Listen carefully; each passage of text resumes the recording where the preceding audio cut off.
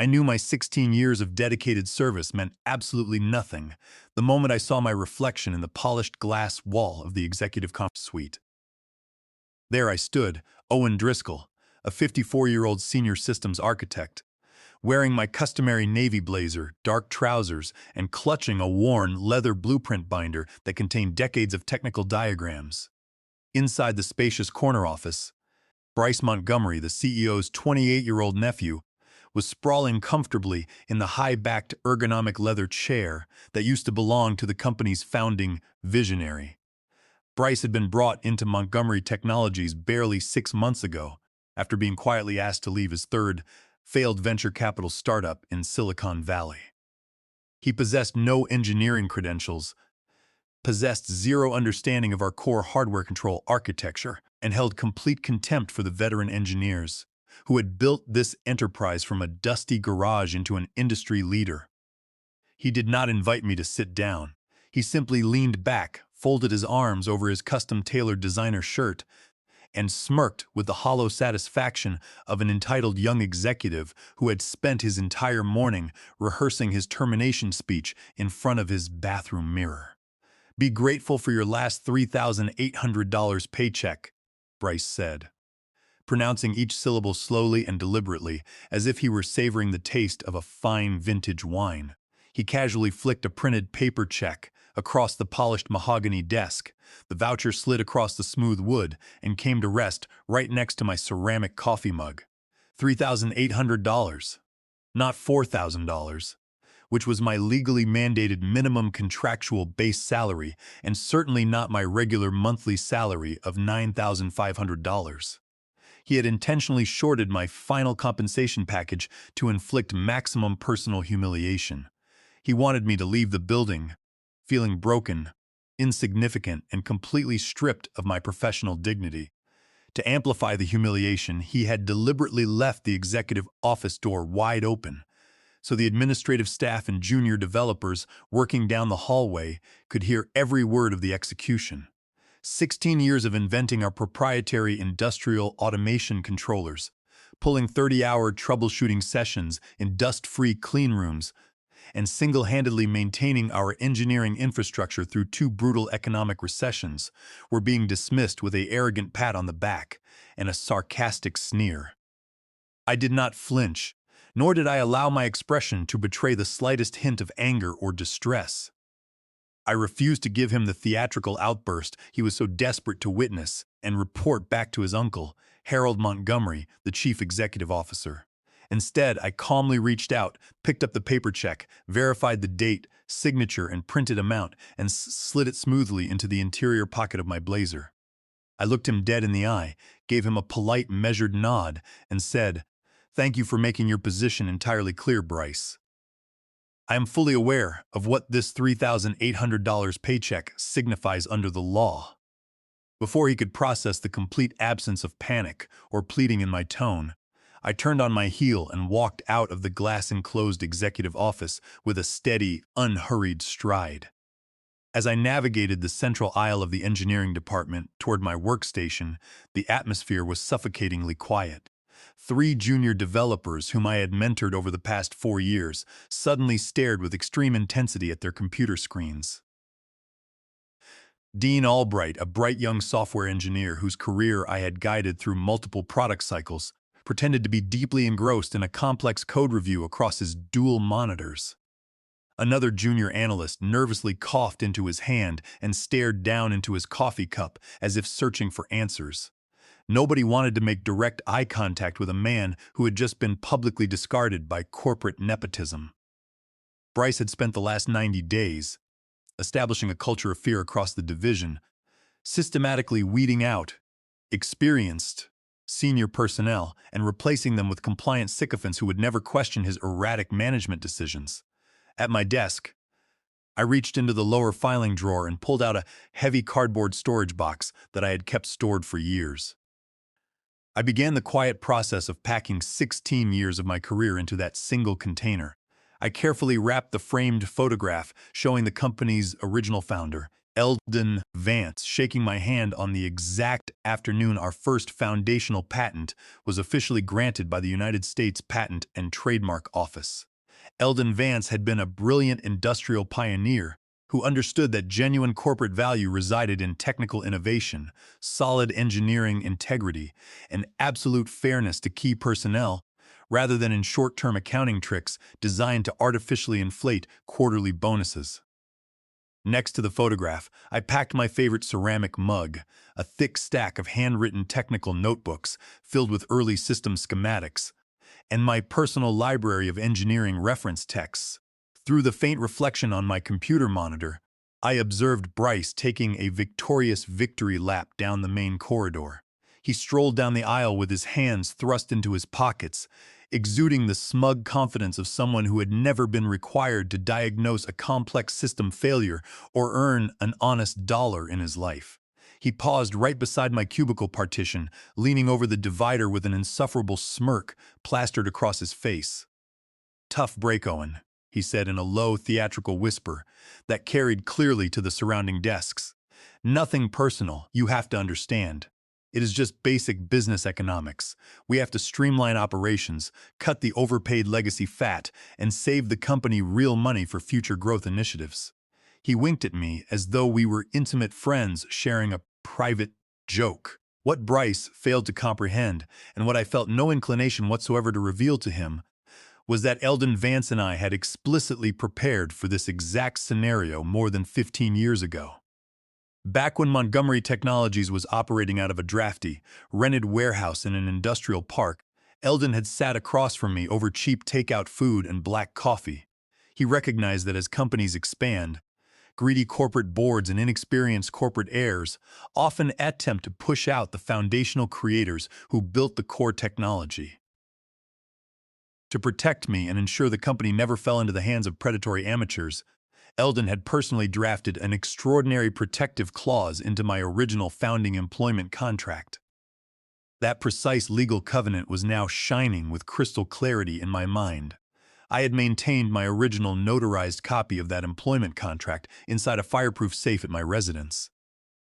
As I pressed the final strip of packing tape onto the cardboard box, I knew that Bryce's foolish attempt to save $1,200 on my monthly base pay was about to trigger an avalanche of catastrophic legal consequences for Montgomery Technologies. I picked up my box, cast one final glance at my empty desk, and walked toward the elevators. I was not leaving in defeat. I was walking out holding the single deadliest legal weapon in the history of the enterprise. The elevator descended smoothly toward the basement parking facility. As the digital floor indicator illuminated each passing level, I caught my reflection in the polished brass doors. My posture was upright, my breathing even, and my expression unruffled. To any casual observer in the building, I appeared to be nothing more than another departing corporate casualty, quietly packing up his personal belongings on a dreary Friday afternoon. Yet beneath that tranquil exterior, I knew that a monumental legal mechanism had already been set into motion. When the heavy doors slid open into the cool subterranean parking garage, the damp autumn air hit my face. I placed the cardboard box onto the passenger seat of my sedan, securing the seatbelt around it with meticulous care as if transporting priceless cargo. Rather than heading directly home, I navigated the vehicle onto the expressway, heading straight for the city's financial district. 12 minutes later, I pulled into the commercial drive-through lane of my primary banking institution. I placed the $3,800 payroll check into the clear, pneumatic cylinder, secured the cap, and pressed the call button. The capsule shot upward through the pneumatic tube with a loud whoosh, carrying the definitive proof of my former employer's fatal mistake into the teller vault. That $3,800 check constituted indisputable documentary evidence. By processing that specific payroll voucher, Montgomery Technologies officially recorded on its banking ledgers that my monthly base compensation for the pay period had dropped substantially below the mandatory contractual baseline of $4,000.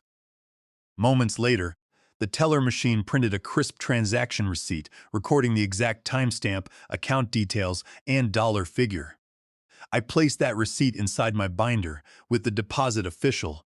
I maneuvered the car into a quiet parking spot behind the bank building, shut off the engine, and retrieved my mobile phone. I dialed a direct private number that I had kept saved for over a decade. Attorney Grant Fletcher answered on the second ring. Grant was a managing partner at one of the region's top intellectual property litigation firms, specializing in federal patent enforcement, licensing disputes, and high-stakes commercial contract law. He had served as primary legal counsel for Eldon Vance and me when we filed our original patent application 16 years ago. "Grant, this is Owen Driscoll," I said, maintaining a calm and controlled tone. "Owen, it is good to hear from you," Grant replied, his tone instantly shifting into professional focus. "How are things progressing at Montgomery Technologies?" "They just terminated my employment," I answered smoothly. Or to be precise, Harold Montgomery's 28-year-old nephew, Bryce, handed me a shorted final paycheck for $3,800 and escorted me out of the building. There was a profound silence on the line for several seconds before Grant spoke again. $3,800? Are you telling me that they reduced your monthly base compensation below the $4,000 contractual threshold? Precisely, I confirmed. I am holding the bank deposit receipt in my hand right now, and I am reading directly from page 6 of my founding employment agreement. I opened the binder and read the exact contractual provision aloud. If at any time during the active term of this agreement, the employee's monthly base compensation shall fall below $4,000, all patents, utility designs, trade secrets, software algorithms, and derivative intellectual property authored by the employee and licensed to the company shall immediately and irrevocably revert to the employee's sole personal ownership. Any continued commercial manufacturing, distribution, or sale of products incorporating said intellectual property post-reversion shall constitute willful infringement under Title 35 U.S. Code, Section 271, and Title 17 U.S. Code, Section 106. Grant let out a deep, appreciative breath. Owen, that founder's clause was constructed by Eldon Vance specifically to act as a fail-safe against corporate exploitation. It is an absolute reversion right triggered by monetary breach. Because they reduced your base pay to $3,800, their commercial license terminated automatically the exact second that check entered the banking system. "What is our immediate legal playbook?" I asked. "I need you to scan high-resolution copies of your notarized employment agreement, the bank deposit receipt, and the complete list of patent registration numbers to my secure server tonight," Grant instructed. "Do not engage with Harold, Bryce, or any member of the board of directors. Do not post anything on professional networking platforms. Allow them to enjoy their short-sighted, cost-cutting victory over the weekend. The quieter we remain right now, the deeper they will dig their own financial pit before discovering that their entire product line has legally ceased to exist." I assured him that I would follow his instructions to the letter. After concluding the call, I leaned back against the headrest, looking out at the urban skyline. Back at corporate headquarters, Bryce was likely holding court in the executive lounge, boasting to senior management about how effortlessly he had eliminated a senior salary.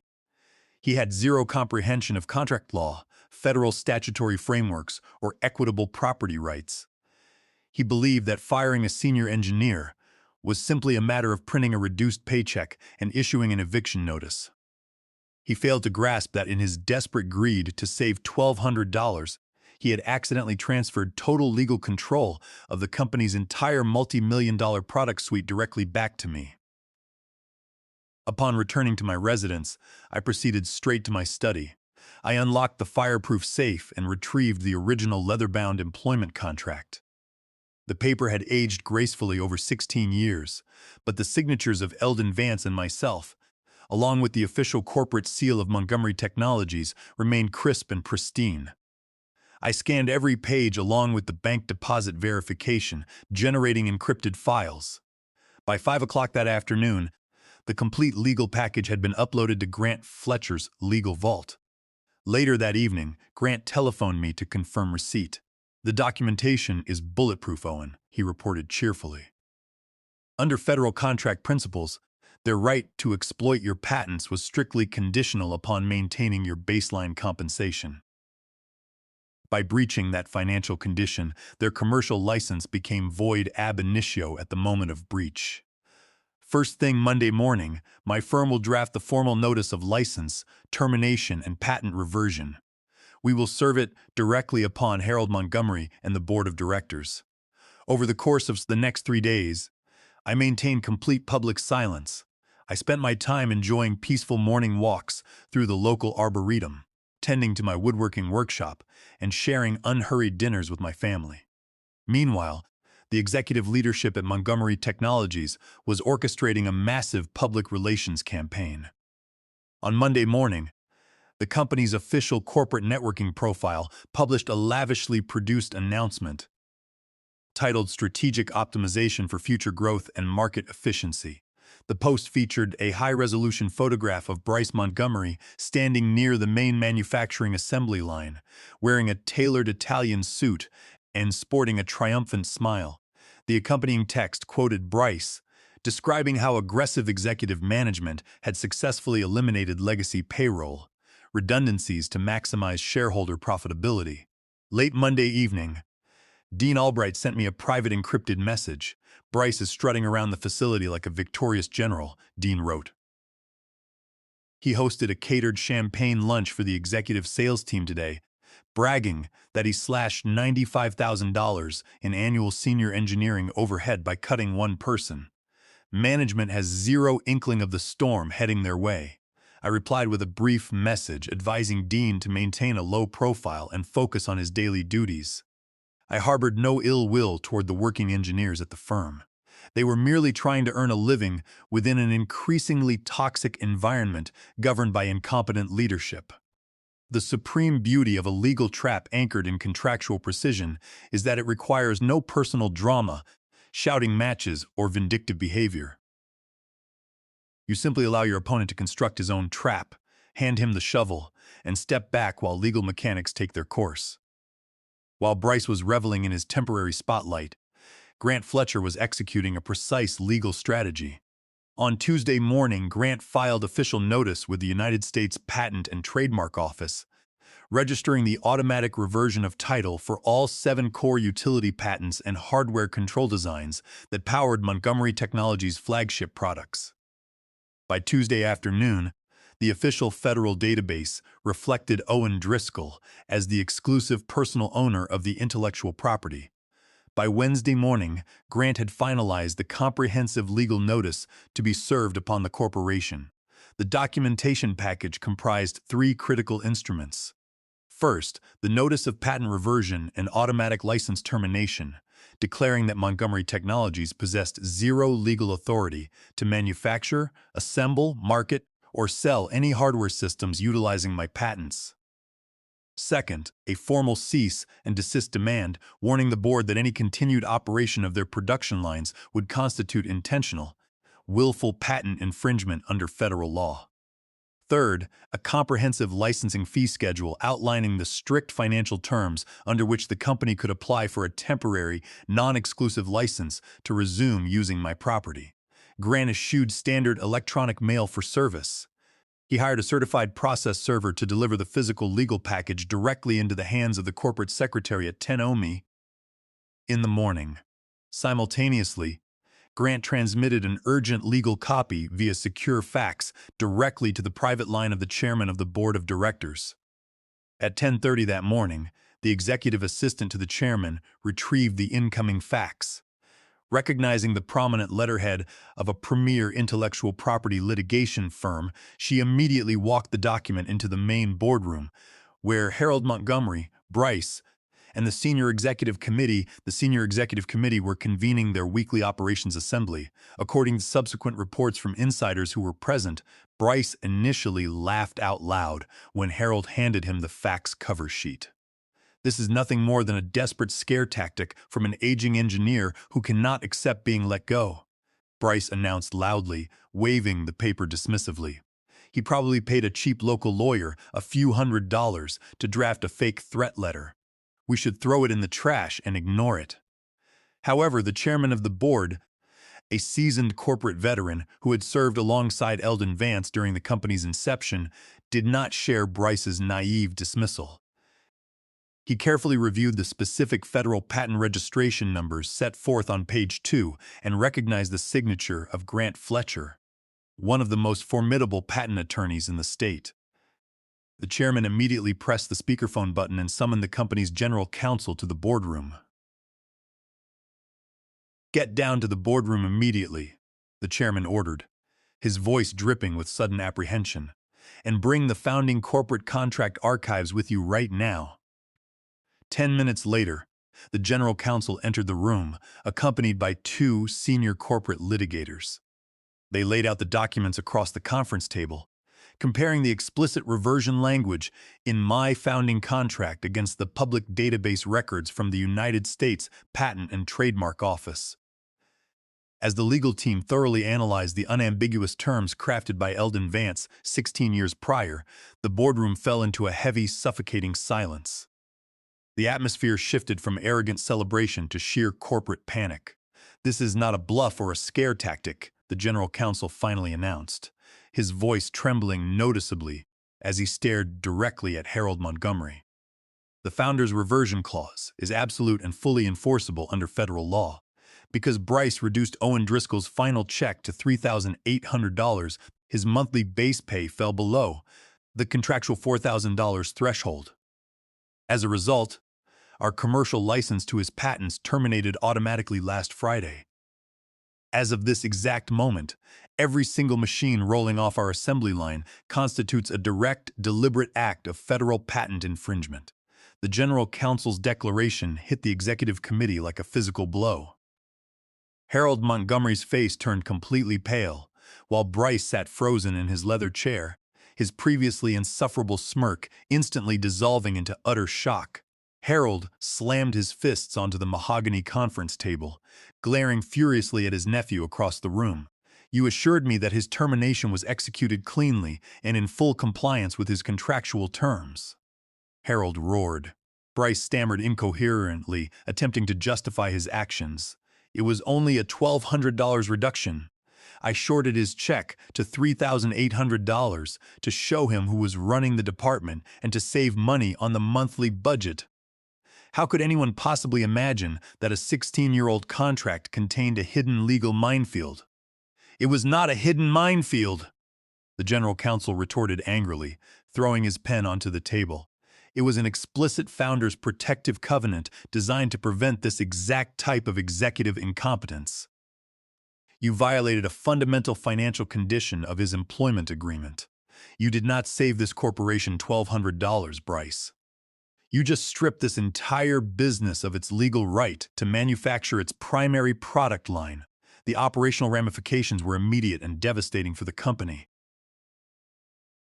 Under federal patent statutes, continuing to operate manufacturing facilities with full knowledge of active patent infringement subjected the corporation, its executive officers, and its board members to statutory triple damages for willful infringement, as well as personal liability for breach of fiduciary duty. The general counsel issued an immediate mandatory order. All manufacturing operations across the factory floor had to be halted without delay.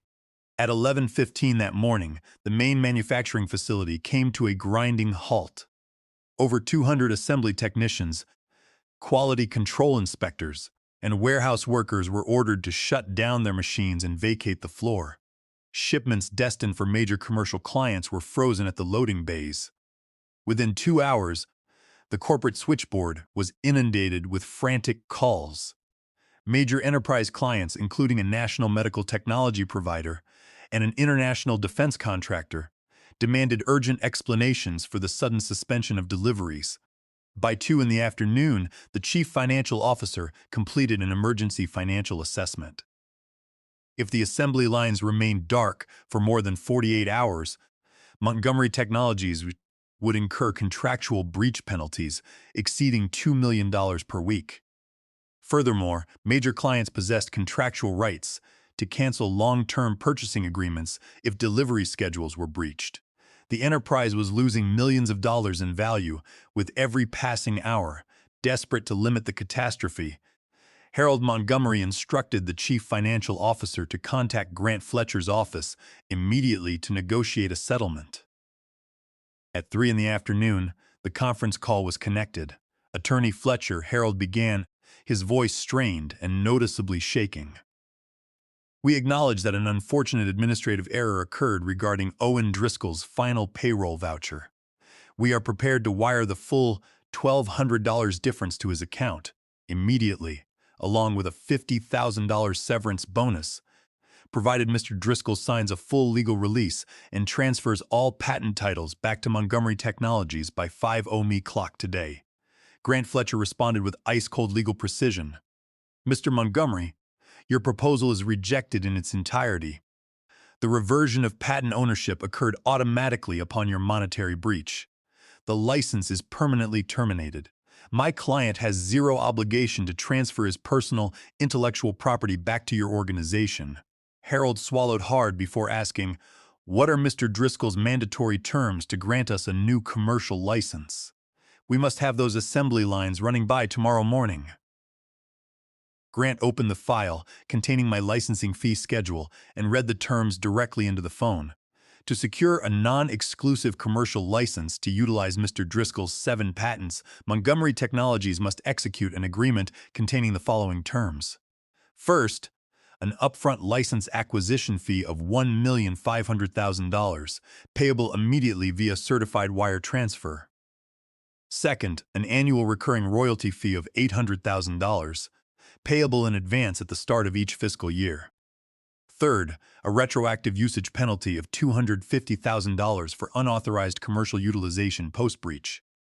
Fourth, a mandatory contractual provision stipulating that Owen Driscoll's name be permanently displayed as Chief Patent Author on all corporate documentation, technical manuals, and marketing publications. Harold gasped audibly over the speakerphone. That totals over $2,200,000 immediately. That will completely wipe out our net operating profit for the entire fiscal year. Then I suggest you discuss that outcome with your nephew, Bryce, Grant replied smoothly. He is the executive who decided that shorting an expert's paycheck by $1,200 was a masterstroke of financial strategy. You have until 9 o'clock tomorrow morning to execute these terms in full. Otherwise, we file an emergency injunction in federal district court to freeze your corporate accounts and seize all infringing inventory under Title 35 U.S. Code Section 283. When Grant telephoned me to report the negotiation, I smiled softly in my study. The executive board was trapped in a vice of their own creation. They could either pay my licensing demands or watch their multi-million-dollar enterprise sink into insolvency within weeks. The final resolution took place the following morning at 8:30 inside the main executive boardroom. I arrived accompanied by Grant Fletcher, carrying my leather briefcase with calm confidence. As we entered the room, the contrast between our legal team and corporate management was striking. Harold Montgomery appeared completely exhausted, his eyes bloodshot after an all-night emergency session with the board of directors. The chairman of the board sat silently at the head of the table, while the general counsel had stacks of legal documents prepared for immediate signature. Bryce Montgomery sat slumped in a far corner of the room, looking pale, defeated, and completely silent. His uncle had officially stripped him of all executive responsibilities. Earlier that morning, pending a formal board investigation into gross breach of fiduciary duty, corporate waste, and executive mismanagement. The arrogant young man who had sneered at me 5 days prior could not bring himself to look in my direction. Harold stood up as I approached the table. "Owen," he said in a quiet voice stripped of all executive bravado, "I want to offer my personal apologies for the unacceptable manner in which Bryce handled your departure. It was a grave managerial error." I looked at Harold calmly and took my seat across from the chairman. "Personal apologies hold no weight in commercial contract enforcement, Harold," I replied evenly. "We are here strictly to conduct a formal business transaction regarding my private property." The chairman of the board nodded solemnly in agreement. "Mr. Driscoll is entirely correct," the chairman stated, turning to the legal team. "Let us proceed directly with the execution of the master licensing contract. The General Counsel presented the final master licensing agreement for review. The contract incorporated every single condition set forth by Grant Fletcher without exception. Montgomery Technologies officially committed to pay an immediate upfront license acquisition fee of $1,500,000, a retroactive infringement penalty of $250,000, and an annual recurring royalty fee of $800,000. Furthermore, the contract included a strict enforcement covenant specifying that any future attempt by management to dispute or delay royalty payments would result in immediate license revocation and liquidated damages of $5 million. Before picking up the pen to sign, I looked directly across the table at Harold, Montgomery, and Bryce. I require one additional administrative notation to be entered into the official corporate minutes, I stated firmly. Harold hesitated before asking, "What notation would you like?" added Owen. I want it explicitly recorded in the permanent corporate record that my final paycheck for $3,800 has been processed, deposited, and fully reconciled, I said calmly. Because without that $3,800 paycheck, this board would never have been forced to recognize the true legal and economic value of the technology I created. The chairman of the board cleared his throat and instructed the corporate secretary to log my statement word for word into the official minutes of the meeting. One by one, the executive officers signed the master agreement. Harold Montgomery affixed his signature with a trembling hand, followed by the general counsel and the chairman of the board. Finally, the agreement was passed across the table to me. I thoroughly reviewed each page, signed my name neatly on the execution line, and handed the original instrument back to Grant Fletcher. Within 15 minutes, Grant received electronic confirmation that the initial wire transfer of $1,750,000 had cleared and was securely deposited into my attorney escrow account. With the funds fully verified, Grant signed the temporary operating permit, allowing Montgomery Technologies to restart its manufacturing assembly lines. As Grant and I packed our briefcases and prepared to exit the executive suite, I paused near the doorway and looked back at Bryce one final time. He remained slumped in the corner, staring blankly at the mahogany table, fully aware that his corporate career had collapsed in total humiliation. He had attempted to assert dominance over a veteran engineer, only to learn that true corporate power belongs to those who possess the technical mastery, legal foresight, and quiet determination to defend their life's work. I walked out of the corporate headquarters into the bright morning sunshine with a profound sense of satisfaction. I had not resorted to illegal sabotage, workplace drama, or unprofessional misconduct. I had simply relied upon the rule of law, the vision of a great founder, and my own unshakable patience. My legal victory was absolute, my financial independence was permanently secured for life, and Montgomery Technologies would be sending me an $800,000 royalty check every single year for as long as they continued to operate.